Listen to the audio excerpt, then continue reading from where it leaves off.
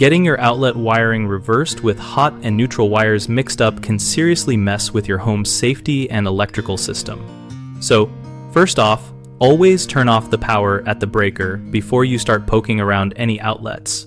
That's super important. When you pull out the outlet, check the wires. The black or red wire is usually the hot wire, and the white one is the neutral. The hot wire should connect to the brass-colored screw, and the neutral goes to the silver-colored screw. If they're flipped, that's reversed polarity.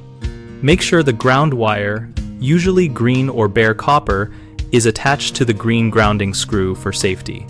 You can use a simple outlet tester from any hardware store to double-check if your outlet is wired right. If you find reversed wiring, just loosen the screws and switch the wires to their correct spots.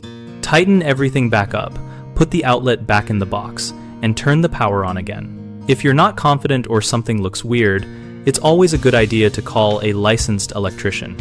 Safety first, you know? One of the biggest mistakes with outlet wiring polarity is not turning off the breaker before starting work, which can lead to electric shock. Always kill the power first. Another common issue is mixing up the hot and neutral wires because they look similar or get mislabeled. Fixing this means tracing each wire carefully and using an outlet tester to confirm. Lastly, forgetting to connect or properly secure the ground wire can leave your system vulnerable to shocks.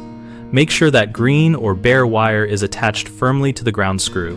Fixing these problems means taking your time, using the right tools, and never rushing through electrical work.